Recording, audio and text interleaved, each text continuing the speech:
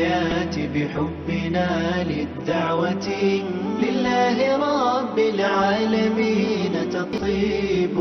أسعد قلوبا بالهداية والتقى وانر طريقي كي أراه يطيبا بالهداية والتقى وانر طريقي. بسم الله الرحمن الرحيم. الحمد لله رب العالمين، والصلاة والسلام على أشرف الأنبياء والمرسلين نبينا Muhammad wa ala alihi wa sahbihi ajma'in. Chers frères, chères sœurs, assalamu alaikum wa rahmatullahi wa barakatuh. Et bienvenue à tous et à toutes dans la continuité de ces cours où nous nous sommes arrêtés au sujet du cœur. Et un des plus grands bénéfices que nous pouvons tirer de ce hadith, l'importance du cœur chez le musulman. Et que ce cœur, on doit y prendre soin. Et que le musulman n'est pas à l'abri. À partir du moment qu'il est sur terre, il vit, il n'est pas à l'abri. Donc, le fait de prendre garde aux choses qui atteignent le cœur, les choses qui corrompent ce cœur, afin de s'en écarter. Et de savoir que si ce cœur, ce morceau de chair, est bon, est droit, à crainte d'Allah, eh bien, cela apparaîtra sur les membres. Les membres seront droits et bons. Et si le cœur est corrompu avec ce qu'il contient comme désobéissance à Allah et tout autre mal, eh bien, c'est une cause que le reste des membres soit corrompu. Donc on voit que le cœur, c'est le centre de l'affaire. C'est le maître, le roi des membres. Donc c'est sur cela que la personne elle se doit de donner le plus d'importance.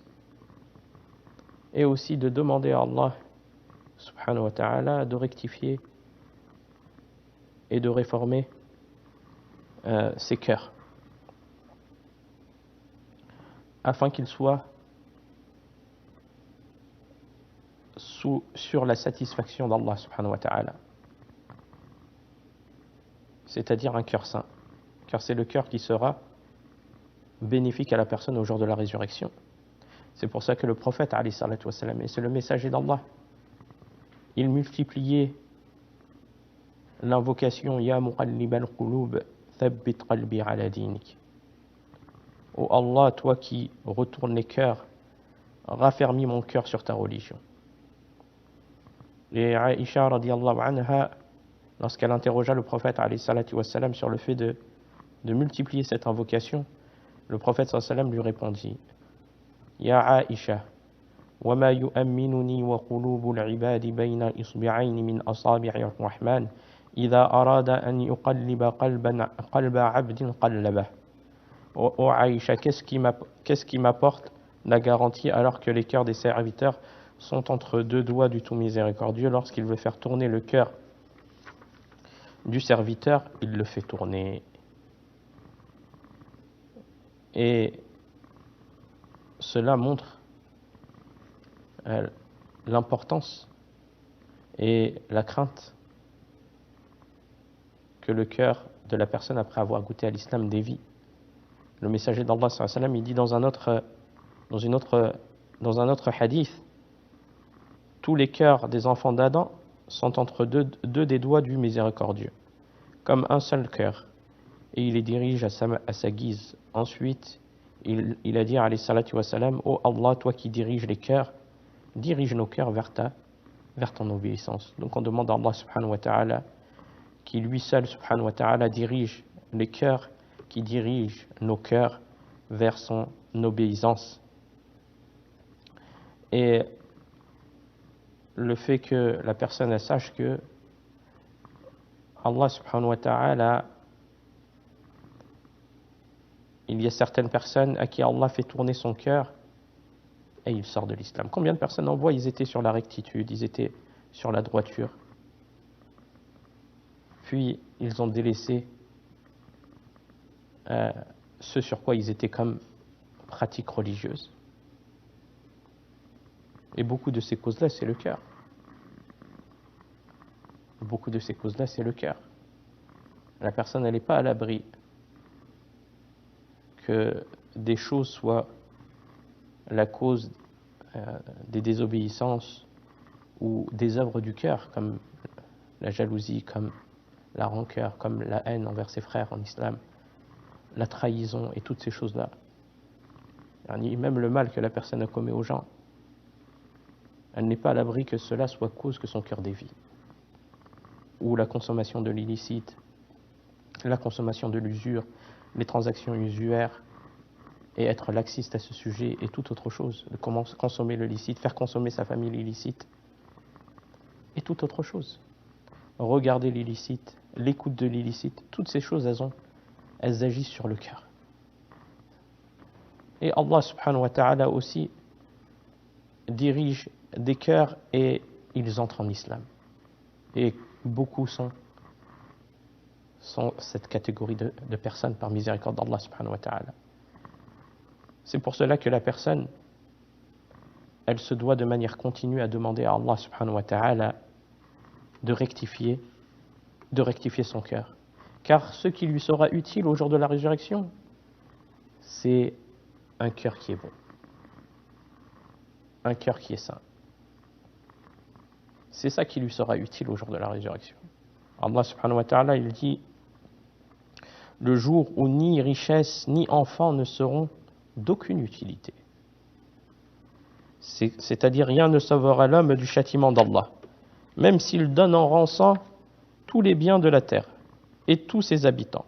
En ce jour, seule la foi en Allah, l'exclusivité du culte et le désaveu du polythéisme seront utiles, comme l'a rapporté l'imam al-Shawkani au sujet de ce verset. Donc c'est quoi qui sera utile à la personne? Sa religion, son islam, son unicité envers Allah et ce cœur saint. Comme Allah subhanahu wa ta'ala, il le dit, Illa man ata Allah bi qalbin salim.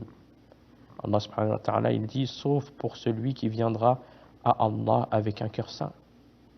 Un cœur qui est purifié du polythéisme, des innovations, du doute, de l'amour ou le penchant vers la désobéissance à Allah. Il aime cela en son cœur. Un cœur qui est exempt de tout cela, un cœur qui unifie Allah, loin de tentation,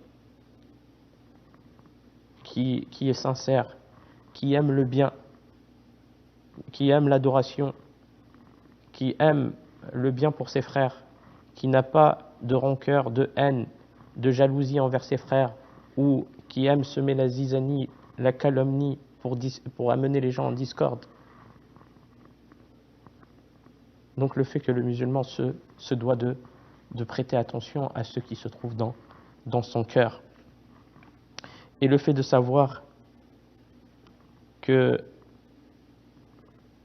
le cœur, c'est la base de la compréhension, la base de la distinction entre le nuisible et ce qui bénéficie à la personne. Allah subhanahu wa ta'ala, il dit أَفَلَمْ يَسِيرُوا فِي الْأَرْضِ فَتَكُونَ لَهُمْ قُلُوبٌ يَعْقِلُونَ بِهَا أو آذان يسمعون بها فإنها لا تعمى الأبصار ولكن تعمى القلوب التي في الصدور.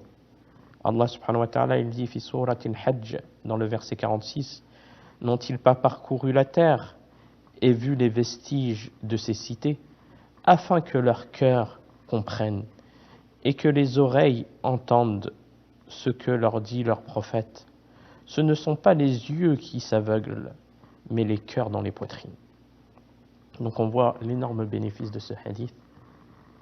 C'est l'importance du cœur chez le musulman et d'y prêter attention et à purifier son cœur et à demander à Allah subhanahu wa ta'ala de purifier les cœurs. Car le cœur, c'est la base. D'où le fait que tu en prennes soin. Et son contenu qui est connu d'Allah, il sera dévoilé au jour de la résurrection. La personne qui cache le mal dans son cœur, qu'il sache que cela est connu d'Allah et qu'il sera dévoilé au jour de la résurrection.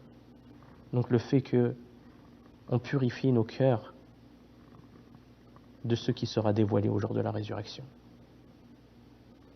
Allah subhanahu wa ta'ala, il dit أَفَلَا يَعْلَمُ إِذَا بُعْثِرَ مَا فِي الْقُبُورِ وَحُصِّلَ مَا فِي الصُّدُورِ إِنَّ رَبَّهُمْ بِهِمْ يَوْمَئِذٍ لَخَبِيرٌ. Allah subhanahu wa ta'ala, il dit, ne sait-il pas que lorsque les morts seront extraits des tombes et que le contenu des cœurs sera dévoilé, et que le contenu des cœurs sera dévoilé, tout ce qui est dans les cœurs sera dévoilé. Il s'avérera en ce jour que leur Seigneur connaissait parfaitement leurs agissements. Il n'y a rien qui est caché auprès d'Allah subhanahu wa ta'ala. Donc ce qui nous est demandé, c'est de rectifier ce cœur, de purifier ce cœur de ce qui pourrait être une cause de mal pour nous au jour de la résurrection. Et le fait qu'Allah subhanahu wa ta'ala dévie les cœurs des serviteurs, c'est par justice. Et eux en ont été la cause, car Allah il est juste. Allah subhanahu wa ta'ala, comme il est venu dans un hadith qudsi, il s'est interdit la justice à lui-même. Il a rendu interdite entre les gens. Donc Allah subhanahu wa ta'ala par justice. Et c'est la personne qui a été injuste envers elle-même. Allah azza wa jal, il dit, d'où le fait de prendre garde au cœur et à la désobéissance.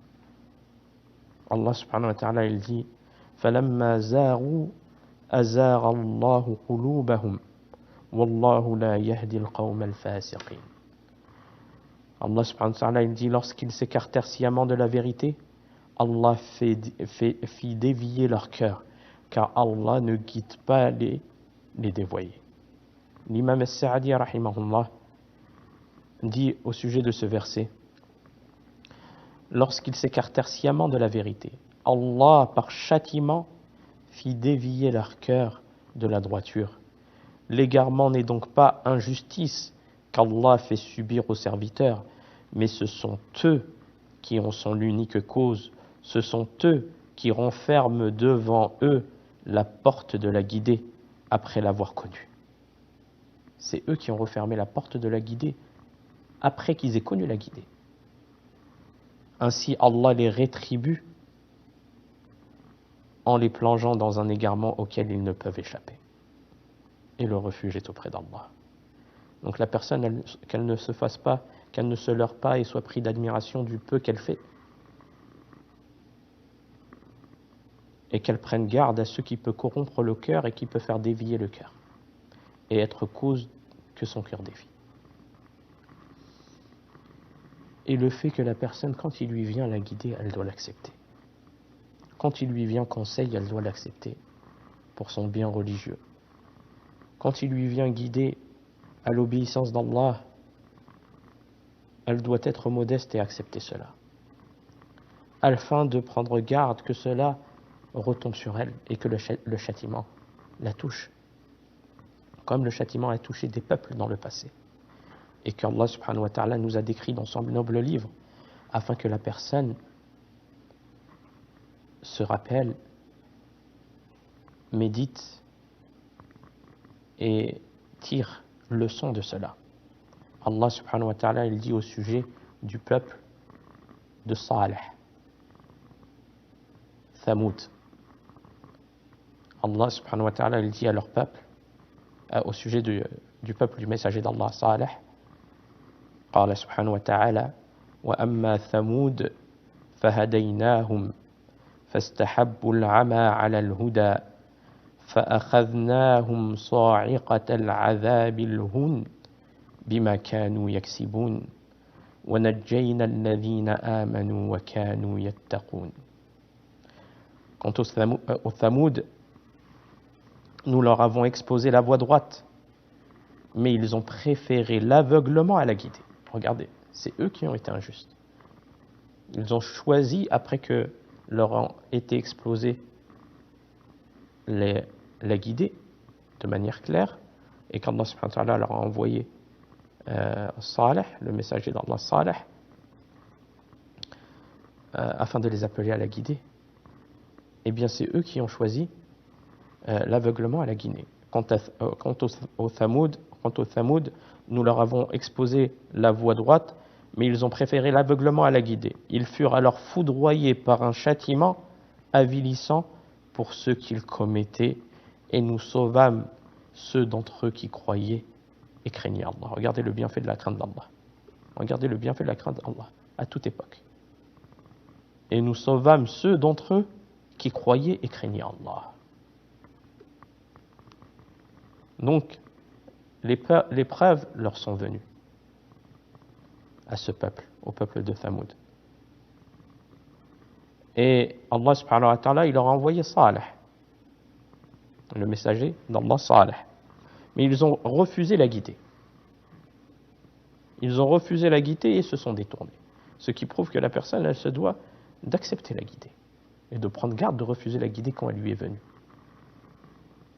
Qu'est-ce qu'a été le résultat?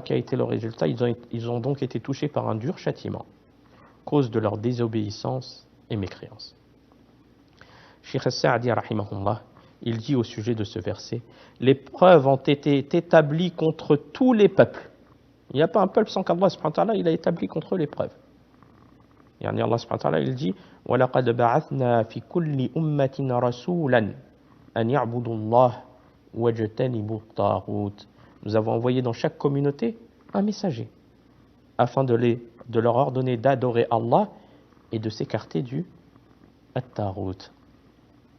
Donc les preuves ont été établies contre tous les peuples anéantis et la voie droite leur a été exposée.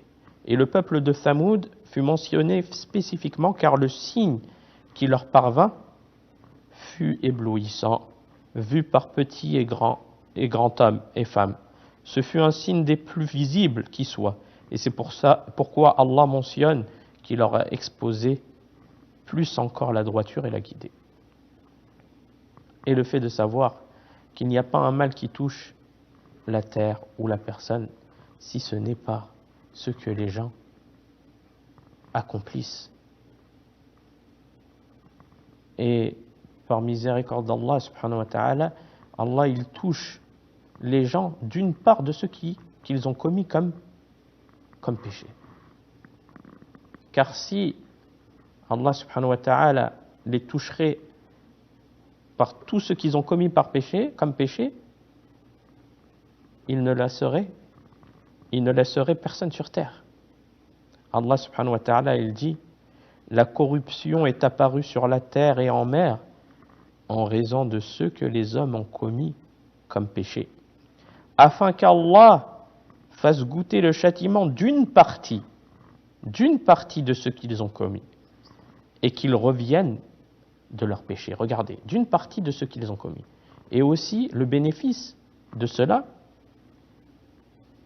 c'est qu'ils reviennent vers Allah. Donc Allah subhanahu wa ta'ala, il ne les a pas anéantis, mais ils ont été touchés par une partie des péchés qu'ils ont commis. Et aussi le bénéfice, ça c'est par miséricorde d'Allah. Et la deuxième chose, afin qu'ils reviennent vers Allah, qu'ils reviennent vers la religion d'Allah, avant qu'il soit trop tard. Et le fait de savoir que le délaissement des péchés, c'est une cause de bénédiction pour la personne. C'est une cause de bénédiction dans ses biens, dans sa personne, dans sa famille. La crainte d'Allah, c'est une cause de bénédiction dans toute chose. Et que la désobéissance, c'est une cause ou la consommation de l'illicite et tout autre, c'est une cause que la bénédiction soit retirée dans les affaires de la personne. Donc la personne, elle doit craindre la désobéissance. Cheikh As-Sa'di rahimahullah, il dit au sujet du verset cité: gloire à celui qui fait de son épreuve un bienfait, cette épreuve un bienfait, et de son châtiment une grâce. S'il est châtié pour tout ce qu'ils ont commis, il ne laisserait personne sur terre. Et Allah subhanahu wa ta'ala, il dit dans un autre verset, tout malheur qui vous atteint est dû à ce que vous avez commis comme péché, et il pardonne beaucoup. Donc on voit par cela l'immense miséricorde d'Allah subhanahu wa ta'ala envers ses serviteurs. Et qu'Allah il pardonne les péchés à partir que la personne elle revient et que l'âme n'est pas arrivée à la gorge. La personne elle a toujours la possibilité du repentir et de demander pardon, quoi qu'elle ait accompli comme péché. Mais le fait de ne pas être continu dans les péchés et de les minimiser, il y a personne à commettre des péchés en disant ce sont des petits péchés et Allah subhanahu wa ta'ala est miséricordieux. Non, Allah il est miséricordieux, mais Allah subhanahu wa ta'ala il est aussi dur en punition, dur en châtiment. Donc le fait de ne pas minimiser les péchés commis. Et aussi le fait de savoir que la personne elle ne sait pas quand lui viendra la mort. Donc quand Iblis, Shaitan, il appelle à la désobéissance à Allah subhanahu wa ta'ala, et bien qu'il se rappelle que la personne elle ne sait pas quand lui viendra la mort. Allah subhanahu wa ta'ala il dit وَمَا تَدْرِي نَفْسٌ بِأَيِّ أَرْضٍ تَمُوتُ. Et personne ne sait dans quelle terre il mourra. La personne elle ne connaît pas son lendemain. Allah subhanahu wa ta'ala il dit وَمَا تَدْرِي نَفْسٌ مَاذَا تَكْسِبُ غَدًا. Et aucune âme ne sait ce qu'elle acquérera demain. Donc la personne, elle craint que son âme soit reprise en désobéissant à Allah. Donc quand la personne elle accomplit son péché, qu'elle sache que son âme peut être reprise à ce moment-là. Et cela l'amène à la crainte de revenir vers Allah dans une œuvre ou un acte de désobéissance. Et le fait de faire attention aux œuvres du cœur, de prendre le cœur il œuvre, tout comme les membres, le cœur il œuvre, que ce soit la sincérité envers Allah, la confiance en Allah, le cœur il œuvre. Donc le fait de prendre garde aux œuvres du cœur, on demande à Allah de purifier nos cœurs. وفي الختام هذا والله أعلم وصلى الله على نبينا محمد والسلام عليكم ورحمة الله وبركاته. أسعد قلوبا